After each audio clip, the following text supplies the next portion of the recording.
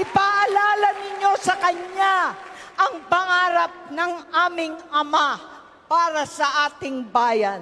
Ay iyong iadya sa makasariling ambisyon, kawalan ng malasakit at pagkabulag sa kapirasong kapangyarihan. Higit sa lahat, haplusin nawa ninyo ang puso ng aking kapatid, ang Pangulo ng Pilipinas. Buksan po ninyo ang kanyang mga mata at bigyan niyo siya ng kaliwanagan ng pag-iisip. Gisingin niyo po siya at ilayo sa mga demonyong nakapaligid sa palasyo.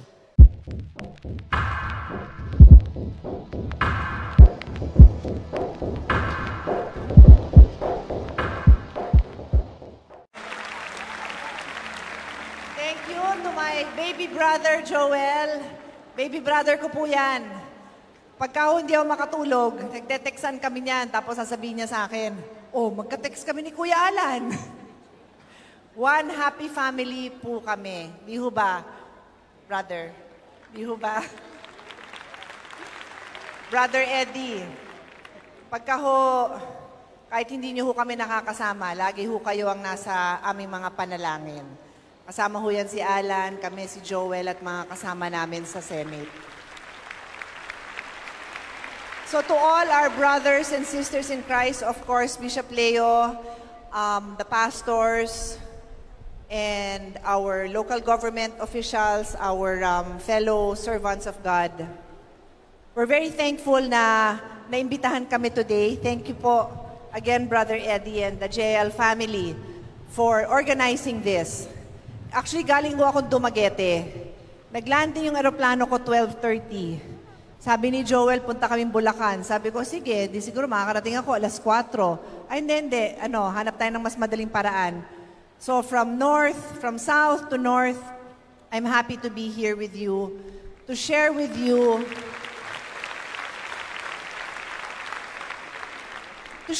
some insights and thoughts. Thank you, Joel, na inumpisahan mo dun sa passion natin, yung doktor para sa bayan. Para makumpleto po yung doktor para sa bayan, hindi lang doktor, no? You need bakit ho, pag pumunta kayo sa ospital, doktor ba ho ba unang nyo makikita? Hindi, di ba? Nurse, medtech. Kung ang sakit nyo is pagpalagay mo ng na-stroke ka, di pagkatapos mong magpatingin, may surgeon pa yon. Pagkatapos mapupunta ka dun sa rehab doctor, yung physical therapist. Kung di ka makapagsalita, speech therapist. So lahat ho yan kasama ho para mabuo natin ang healthcare system. Okay. Mahaba ho yan, mahabang proseso. But we're very happy na, syempre alam ko marami sa inyo taga Bulacan, na ang Bulacan State University, not only ang medical school, but the health sciences. Kasi hindi ka naman makagawa ng doktor pag hindi nag-pre-med. O ano pre-med niya? Di nursing, medtech, di ba? Ganun din eh. Anyway, lahat po yan kasama ho sa kwento ko. Right to health. The right to health is ingrained in the Constitution. That's why meron tayong public health. That's why every year pinaglalaban natin sa budget yan kasi the Constitution states meron tayong right to health. I'll give you an example sa ibang bansa. Kung nakikinig kayo ng politics sa Amerika, naglalaban ang dalawang partido, the Democrats and the Republicans, kasi ang isang partido dyan ayaw magbigay ng healthcare. Ang gusto ng partido, let the private insurance companies, the private health, yung mga HMO, bahala kayong bumili. O, di ba? Klaro. Sabi ng isang partido, libre ang healthcare. Sabi ng isang partido, hindi libre. Hayaan mo magbayad. Sa ibang bansa yon, that's in America. Ano sabi ko sa inyo? Sa Philippines, right to health is guaranteed by the Constitution. Correct? Paano kung sabihin ko sa inyo, may gagalaw ng Constitution at tatanggalin yung right to health? Kasi mabigat eh. Mabigat sa tao. Wag na lang tayo magpatayo ng ospital. Pangsabong na lang. Para masaya tao. Oh, naririnig ko yan.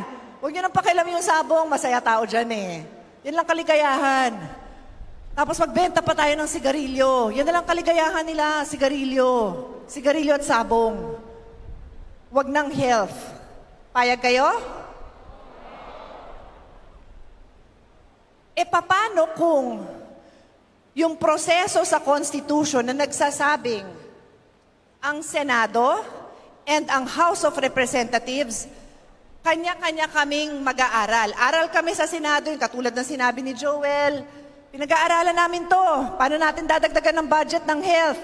Paano namin i-divide yung panggastos sa eskwelahan ng doktor, health center, and hospital? Lahat yan, dinidivide namin yan. Kasi lahat yan mahalaga. Hindi naman pwedeng puro ospital, wala namang eskwelahan ng doktor. Diba? Dinidivide namin yon. E paano kung sabihin ng House of Representatives, o sige, kahit hindi sila, paano kung yung People's Initiative, PI, sabi doon, mag-voting jointly. Meaning, yung 24 na boto namin, kasama ng 300 na boto nila, pagpalagay mo na yung 300, ang gusto nila, iba sa gusto namin. Eh, paglalaban ko nga yung right nyo to public health. May gustong magbago. Example lang yun na, hindi ko sinabing ganon. Example. E di yung isang boto ni Pia Cayetano at ni Joel Villanueva at ni Amy Marcos at ni Grace Po, alam mo kasi sa Senate, 24 kami. So kami ni Joel, persigido kami sa health, kukonbinsihin namin yung iba namin kasama, pasok tayo ng pondo dito ha sa health, pasok pa natin. Kulang pa ospital natin sa minomonitor ni Joel yun, di ba nag-umpisa tayo 9? How many do we have now? 18? Naging 14 ang eskwelahan para sa doktor. Hindi biro yun ha. Hindi yun yung magtatayo ka lang ng building, ayan na eskwelahan. Kukuha ka ng professor, ng doktor. Bibili ka ng medical equipment. Kukuha ka din ng mga pang-laboratory. Tapos lahat din ng course, bago maging doktor, kailangan meron din. Babalik pa rin ako doon. Pero mahal yon. Kaya nga sa ibang bansa sinasabing, wag na gobyerno gumastos.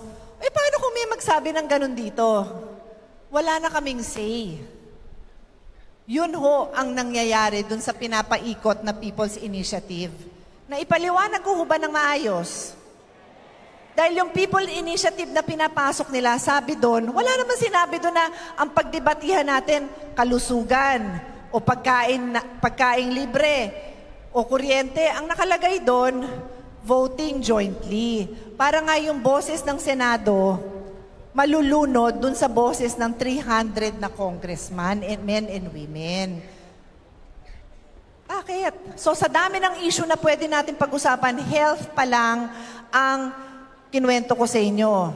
Sa ibang bansa, nagsasara din ng public school. O, kwento ko to sa inyo sa Japan. Dahil ano ba tawag doon? They have an aging population. Ibig sabihin, marami nang tumatanda, konti lang ang nanganganak.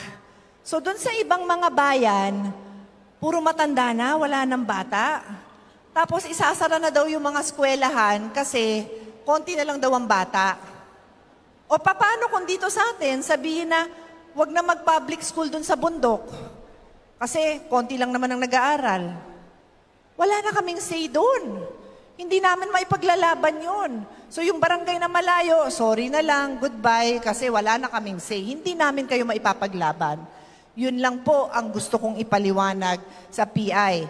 Sa awa po ng Diyos, sana nagamit ko ang naaral ko, pagiging abogado, na ma-communicate ko ng maayos yan ang mga legal issues.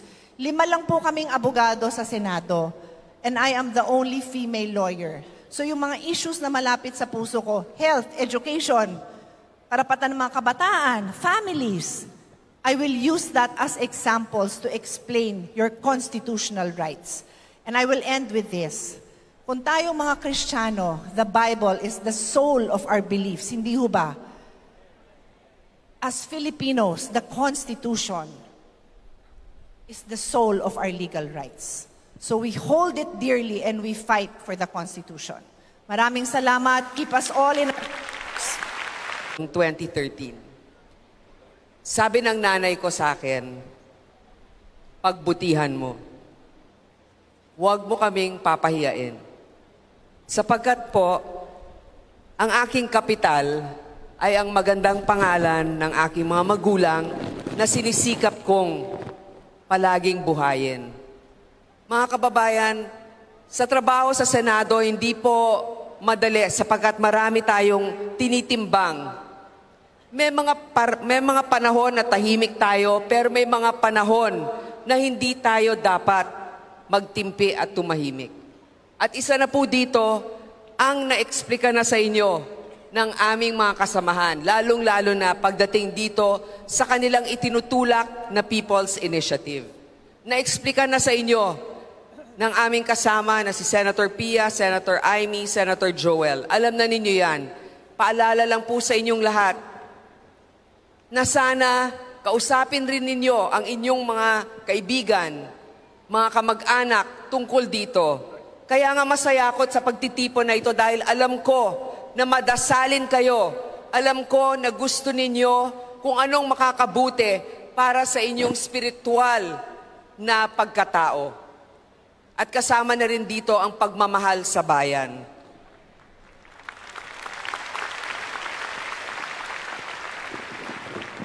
Alam ba ninyo na pag pinagkaisahan ng isang grupo ang pagbalangkas ng konstitusyon, kahit ano pwede nilang ilagay dyan kung walang tututol.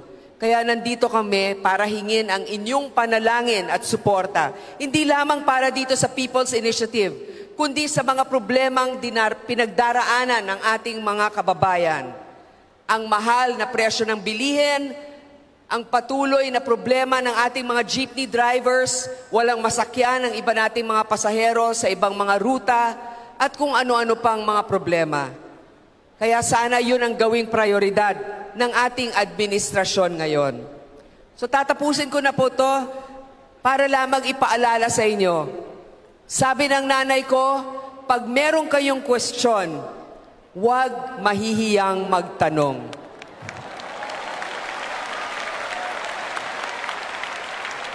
So nandito po tayo dahil salamat sa spiritual guidance ng Jesus is Lord sa pamumuno ni Brother Eddie.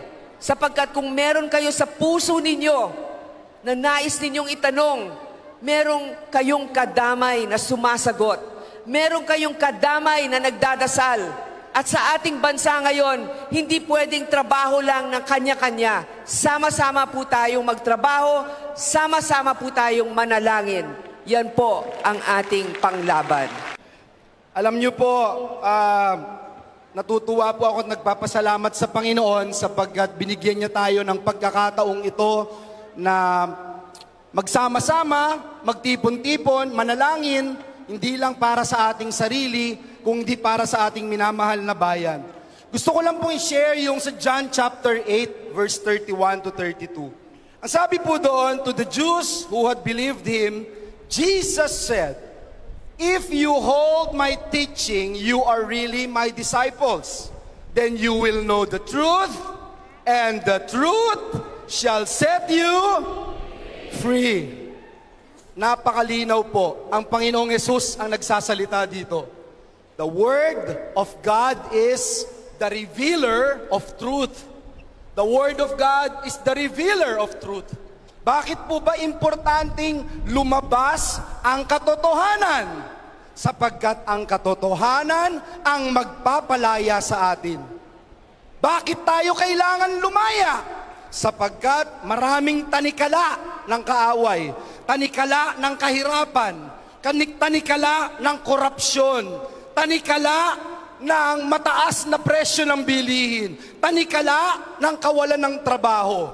Kailangan ng katotohanan sapagkat pag na-realize natin ang problema, alam din natin ang solusyon.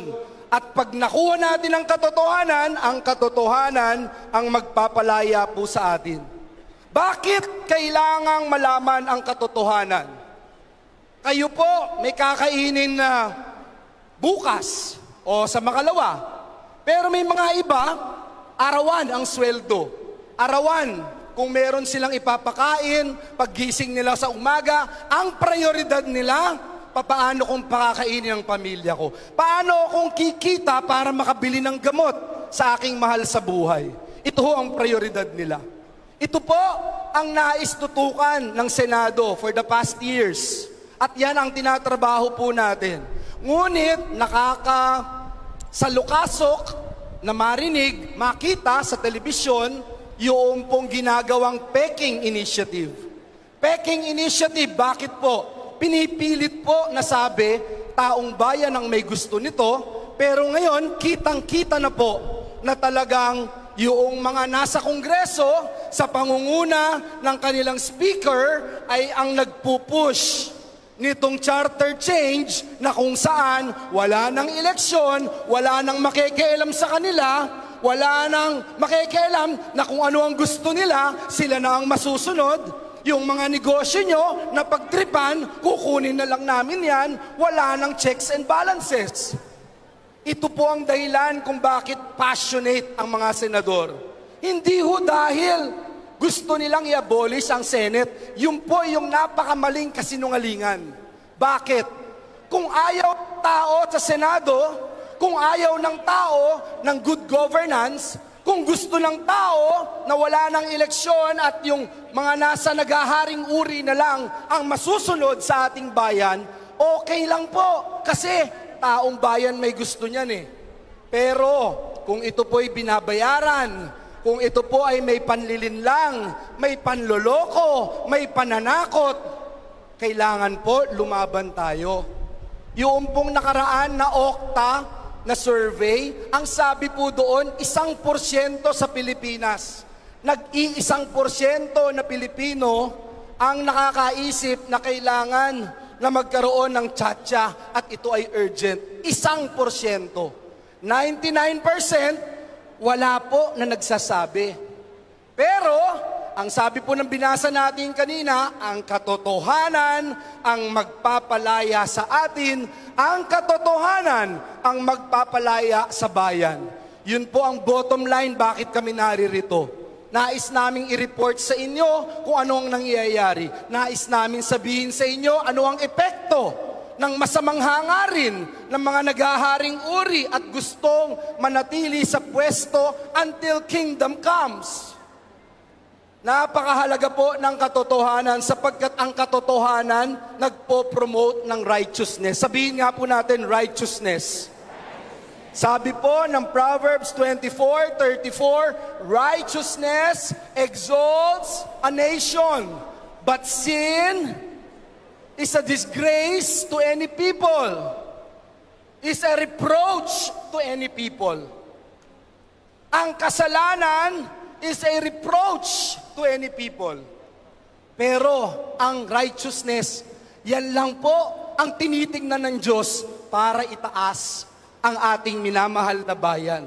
Wala pong righteousness kung puro kasinungalingan at panlilinlang ang umiikot sa ating kapaligiran. Sabi po ng Biblia, government should be under the throne of God. How many of you believe that? Government should be under the throne of God. May hindi nagpapasakop dahil ang gusto nila, sila ang Diyos. Sila lang ang masusunod. Walang pwedeng sumita sa kanila. Kung anong gusto nila, yun lamang ang masusunod. Kaya po siguro, ipapaulit ko po and i-remind, magtatapos na po ako, sabi po ng Proverbs 25 verse 5, sabi po ng Panginoon, remove. Ito yung panalangin ni Senator Amy kanina. Remove wicked officials from the king's presence, and his throne will be established through righteousness. Yan po ay hindi sinabi ni Joel. Sabi po ng Diyos yan, Proverbs 25 verse 5. We need to remove wicked officials from the king's throne, from the king's presence. Dahil sabi po ng Proverbs 29 verse 2 din, when the righteous are in authority, the people rejoice. But when the wicked rules, the people mourn. Ayan po ang sinabi ng banal na kasulatan. Ito po yung nire-remind ko lang ang bawat isa sa atin. Kung tunay tayong nagmamahal sa Diyos at sa bayan, i-preach natin ang katotohanan. I-pursue natin ang righteousness. Because again, righteousness exalts a nation, but sin is a reproach to any people. And last but not the least, I wanted to share Psalms 33. Ang sabi po doon, blessed is the nation whose God is the Lord. Amen? Kaya po kami naririto, humihingi po kami ng tulong sa panalangin. Humihingi po kami ng tulong para i-pursue ang righteousness, para i-preach ang truth o ang katotohanan, sapagkat ang katotohanan ang magpapalaya sa atin. Hindi po natin dapat kuhanin na lang, i-accept na lang yung nangyayaring kalokohan. Sikmurain na lang natin. Sige na, uminom ka na rin. Kasi yung iba dyan, umiinom ng tubig, punong-puno ng kalawang. Pero hindi na sumasakit ang tiyan. Sanay na eh. Tayo pong mga tunay na anak ng Diyos, alam po natin kung sino ang boss natin. Sino lang ang ating ipiniplease. Walang iba kundi ang ating Panginoon na siyang may-ari ng bansang Pilipinas at ng JIL Church. Maraming salamat. Salamat sa ating pinakamamahal na Majority Leader, Joel Villanueva. At ang ating Bishop, pinagpipitagang minamahal na Brother Eddie Villanueva. Andito rin ang ating kabarkada, Norsagaray Mayor Merlin Helmar. At sa lahat ng mga pastor, kasama ng aking escort, Father Leo, ang ating brother, ang ating mga senador, andito po kami, si Joel, Pia, si Grace at ako, para makiisa sa JIL at manalangin sa ating Panginoon. Panginoon Diyos, inalay namin sa iyo sa araw na ito bilang mga saksi ng minamahal at pinagpipitagang Brother Eddie Villanueva ang lahat ng aming isipin, gagawin at sasabihin. Punuin po ninyo ang aming mga puso ng biyaya upang ang lahat ng aming gagawin o hindi magagawa ay naaayon sa banal ninyong kalooban. Tulungan mong mahalin ka namin tulad ng pagmamahal ng JIL, ng buong isip, buong puso at buong lakas. Naway maging inspirasyon ka sa amin na aming mga gagawin para sa kagiganhawa ng aming kapwa, ng aming pamayanan, ng buong bansa. Inalalapit ko sa iyo ang bayang ito. Kami po ay iyong iadya sa makasariling ambisyon, kawalan ng malasakit at pagkabulag sa kapirasong kapangyarihan. Palakasin ninyo ang kalooban at kalusugan ng mga pinuno ng bayan upang makapaglingkod ng mga katapatan, simpatya at pananagutan. Basbasan nyo ng katapangan ang mga kapwa kong senador, lalo tigit ang aming Majority Leader, Joel Villanueva, upang manindigan para sa aming institusyon ang ating konstitusyon at ng mandato ng taong bayan. Ipaalala po ninyo, mahal na Panginoon, sa Kongreso na sagrado ang tiwala ng bawat Pilipino, na ang botong ipinagkaloob sa bawat halal na pinuno ay bunga ng kalayaan at demokrasya. Protektahan nawa ninyo ang ating vice-presidente.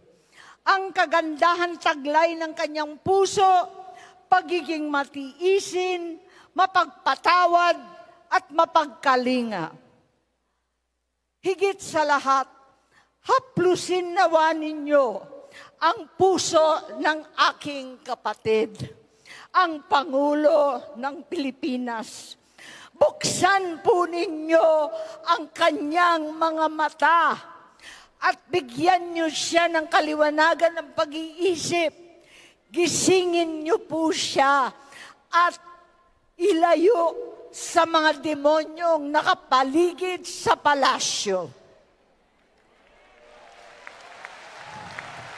Ipaalala ninyo sa kanya ang pangarap ng aming Ama para sa ating bayan. Maging gabay, sana ang kasaysayang humubog sa aming pamilya. Napakinggan niya ang sumamo ng nakararami.